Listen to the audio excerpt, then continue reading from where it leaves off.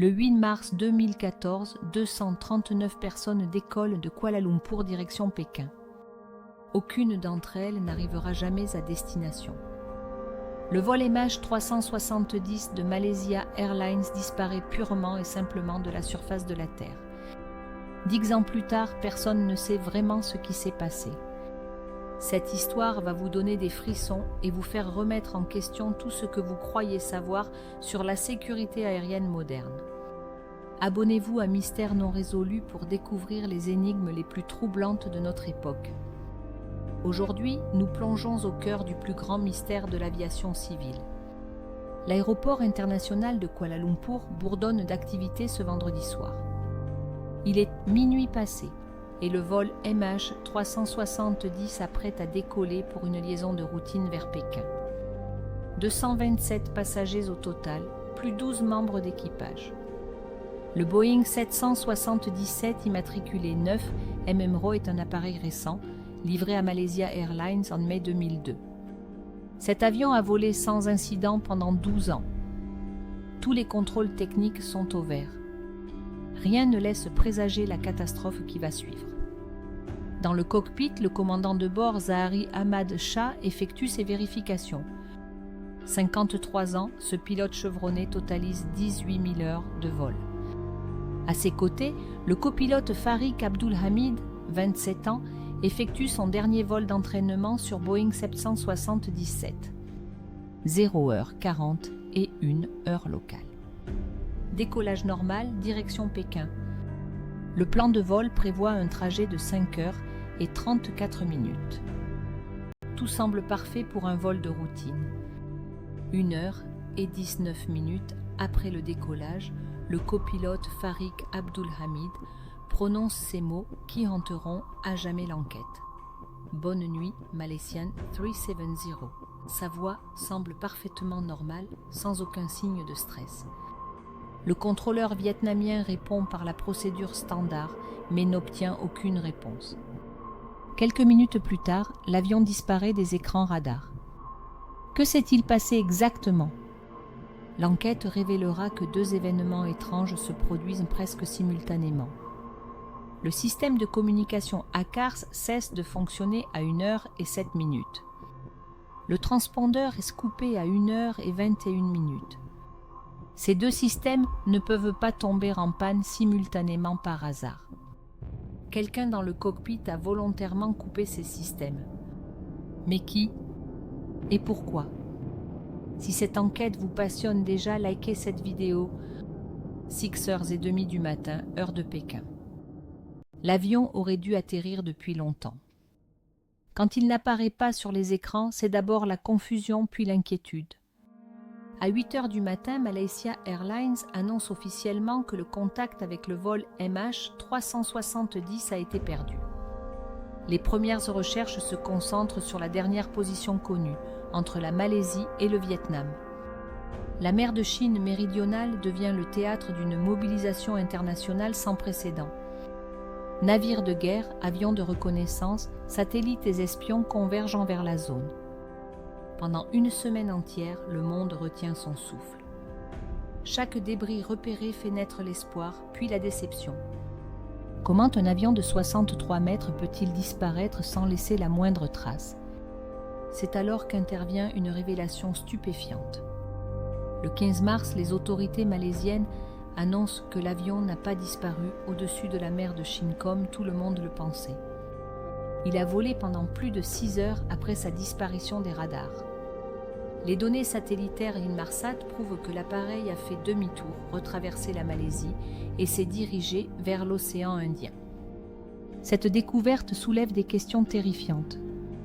Si l'avion a volé 6 heures, c'est que quelqu'un était aux commandes. Il y a eu intervention humaine, changement de cap délibéré. Mais qui pilotait ? L'enquête se focalise sur l'équipage.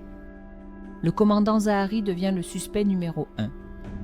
Les enquêteurs fouillent sa maison, saisissent son simulateur de vol domestique. Sur le disque dur, découverte glaçante, un vol simulé vers l'océan Indien, suivant une trajectoire similaire à celle du MH370. Zahari aurait-il planifié sa propre mort et celle de 238 innocents?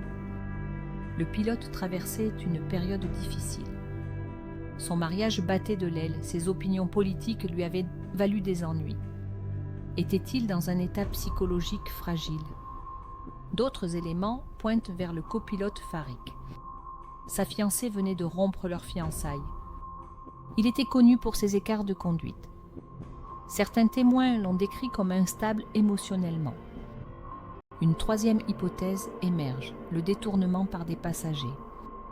2 hommes voyageaient avec de faux passeports volés en Thaïlande. En réalité, il s'agissait de simples demandeurs d'asile iraniens, mais cette découverte montre les failles de la sécurité aéroportuaire. D'autres théories circulent. Cyberattaque ayant pris le contrôle à distance. Détournement pour voler la cargaison high-tech. Enlèvement par des services secrets. Chaque hypothèse trouve ses partisans. Les recherches se déplacent vers l'océan Indien. Une zone grande comme l'Europe, au fond de 4000 mètres de profondeur, balayée par des tempêtes violentes. Malgré 100 millions de dollars dépensés, les recherches ne donnent rien. C'est comme si l'avion s'était volatilisé. Juillet 2015, un miracle se produit. Sur une plage de la Réunion, un promeneur découvre un flaperon de Boeing 777. Les numéros de série confirment. Ce morceau provient du MH370. D'autres débris apparaissent les mois suivants. Mozambique, Tanzanie, Madagascar. Tous authentifiés, confirmant que l'avion s'est désintégré en mer. Mais il n'apporte aucune réponse sur les causes du crash. Janvier 2017, les recherches officielles s'arrêtent. Bilan, 120 millions dépensés, 0 épave localisée. Des initiatives privées prennent le relais. Familles de victimes, chasseurs de trésors, analystes indépendants continuent les investigations. Parmi eux, l'ingénieur Richard Godfrey utilise une technologie révolutionnaire pour analyser les perturbations radio. Selon ses calculs, l'avion se serait écrasé à un endroit précis, différent de la zone officielle. D'autres experts reconstituent les dernières heures. Leurs conclusions sont troublantes. L'avion aurait volé selon un plan complexe suggérant une main experte aux commandes. Mais qui était cette main? Le commandant, le copilote, un troisième homme? Des témoins affirment avoir vu un avion aux Maldives. Des pêcheurs racontent avoir observé un crash en mer. Des militaires reconnaissent des détections radar mystérieuses. Chaque témoignage relance les spéculations sans résoudre l'énigme. Le mystère dépasse désormais l'aviation. Il inspire livres, films, documentaires. Des millions de personnes suivent chaque développement. Cette disparition fascine parce qu'elle semble impossible à l'ère des satellites et du GPS. Comment en 2014 300 tonnes peuvent-elles disparaître sans trace? Cette question révèle les limites de notre monde connecté.